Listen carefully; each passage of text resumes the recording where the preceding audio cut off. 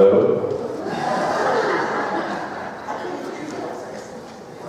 guess I have to do this, is that what you're saying?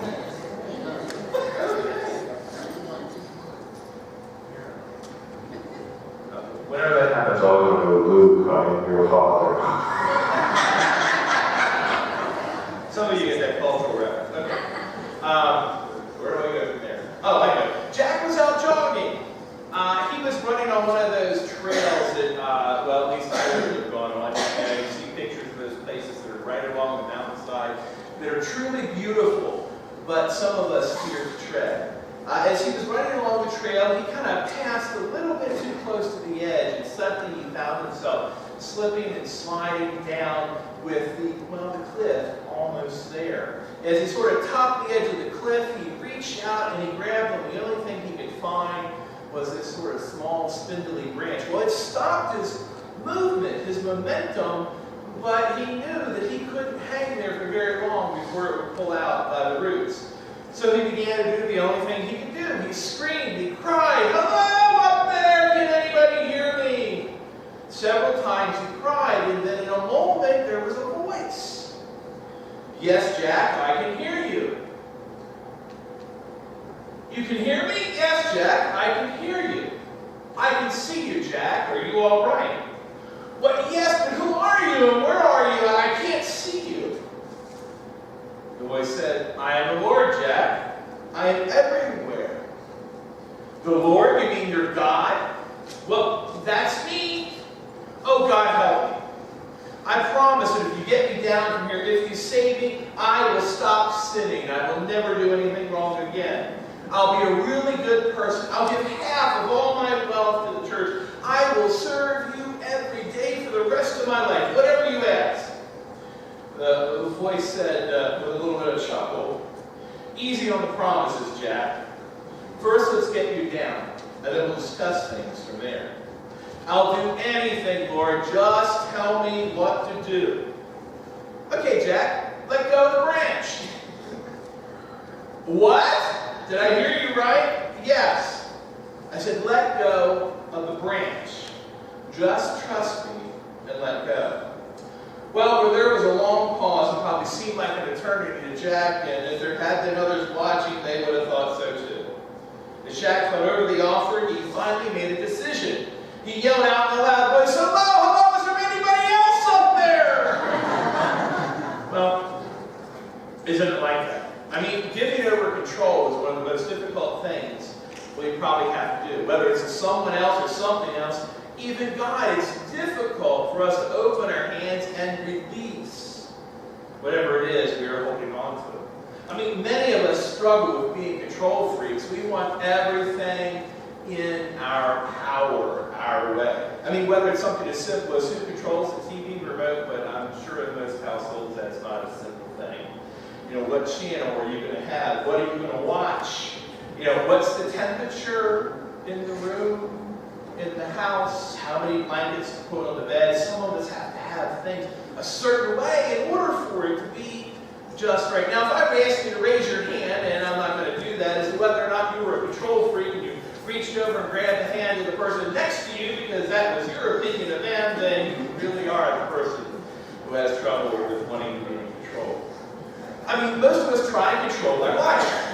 There's something sort of alluring about control. We think if we only had more control of our life, then life would be better. I mean, after all, we know best. I mean, we try to get the latest book and read what it says. We find the latest app about time management. We look for ways constantly to find out how can we get just a little bit more control, because then things would be better. Well, there's a couple myths that come along with seeking control.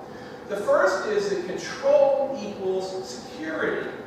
I mean, if we're in the driver's seat, then obviously everything's going to be okay. We've got it handled. Nothing can go wrong.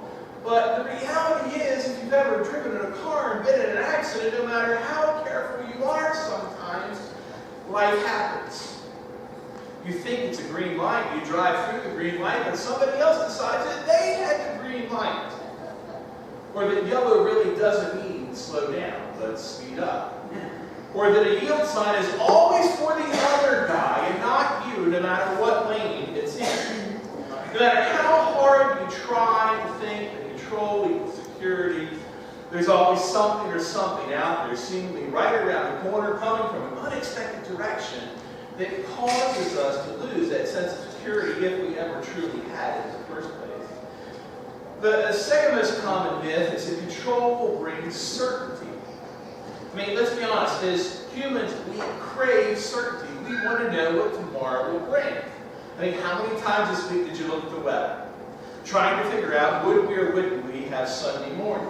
One day it was rain, the next day it was ice, then it was snow, and, well, it might not be all that beautiful outside with the clouds, but the sun is shining and the blue sky's up there somewhere. I mean, no matter how much I try to figure out what's going to happen tomorrow, I just can't know. I mean, how many people occasionally listen to their horoscope in hopes it might give them a clue of what's coming the next day? Or as Christians, oftentimes we buy books about the end times because we want to know, when is the Lord coming? But I think there was even a guy named Jesus that once said, nobody knows when I'll return. I mean, after all, think about it. If we can't even predict the weather from one day to the next accurately and completely, without many changes in the forecast, how can we ever expect to think we are going to know with certainty what the future will hold? I mean, the irony is, no matter how much control we want, we're never truly, completely in control. Well, what's the answer? Proverbs would say it's complete and total surrender to God. Trust in the Lord with all your heart, lean not into your own understanding, and all your ways submit to God, and He will make your path straight. I mean, this proverb challenges us to surrender to God, instead of thinking that we can do it all on our own. Surrender, though, is not always easy. It's probably one of the most difficult things we are asked to do, even surrender to God. I mean, surrender is all about trust. It's about trusting the other. It's about asking ourselves the question, can we truly trust the promises of God and the covenant that God has made with us? Will God be there to see us through it all? Well, if you remember back in the Old Testament, there was a guy named Abram and his wife Sarah. God called them to be covenant people. He called them to be the great, however many greats, grandparents of a new people. God made a promise. He said to them, look, you are going to have a child. They looked at each other, looked in the mirror, and they kind of laughed and said, well, we are great of age. Time passed. Days, weeks, months, nothing happened.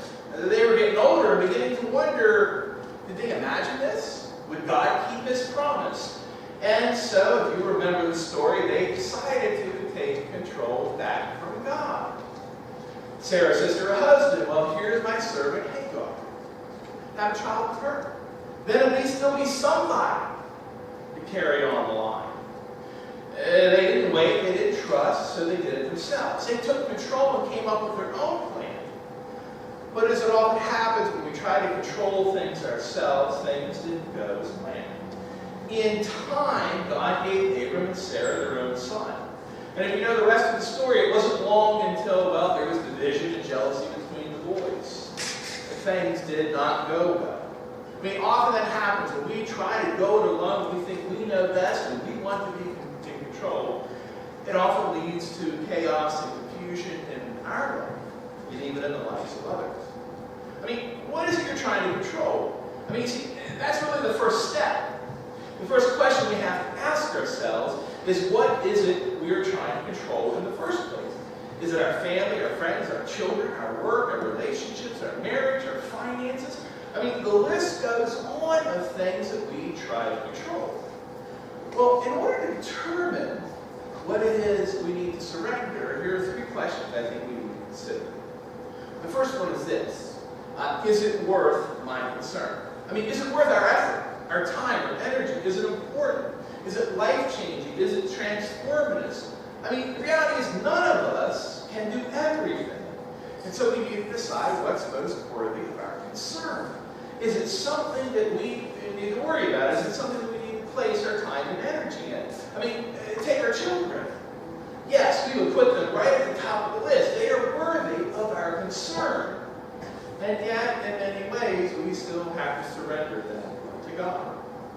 The second question is this: is it mind control? I mean, surrendering to God is not meant to be a cop-out. It's not like you get up in the morning and say, okay, God, everything is yours. I'm going to sit here on the side of my bed, and you make it happen. There are some things that are ours to do. I have to get up and brush my teeth. I have to comb my hair. I have to get dressed. I have to do what I can to go out and earn a living. It's ours to work on, ours to seek control of. It's ours to do. I mean, God may help out, but we can't fully give some things over to God. We still have to get up and go to work in the morning, go to school, or do whatever it is that's on our calendar. However, we need to learn how to trust in the Lord with all our heart and lean not into our own understanding when it comes to many areas of life. We might want to control what's happening, but we have to recognize that it's truly not ours to control. We need to surrender to God and allow God to lead and guide in the midst of those things that are not ours to control. The third and final question is this: is it for God alone? The truth is, there are some things that only God can do. Only God can change a person's heart. Only God can bring healing to a loved one. Only God can control the future of our children and those we love. Only God can heal a broken marriage or a relationship. Only God can bring peace to a troubled soul. I mean, the more we try to control that which is God's alone, the more we become anxious and troubled and worried and realize how little we have control of. I believe that when we surrender to God, there's a power, a presence that comes into our relationships. There is a peace that can come into our heart because God is there with us. God who is more able. God who is able to do more than we can ever imagine. I mean, that's why I believe Jesus lived with such peace. He was in a constant state of surrender to God. I mean, Jesus, in a sense, really had a choice. If we believe all the miracles of the New Testament, it's obvious he had the power to make a difference. He could have chosen to control his situation and care for his own needs, his own wants, his own desires, and yet he chose to surrender fully and completely to his Father. He chose to trust that God would be there for him. He chose a life of surrender, even to death on the cross. What will we choose? Will we choose to surrender to God, or will we work to control every aspect of our daily lives and the lives of those around us? If we trust God, if we choose God, we can know peace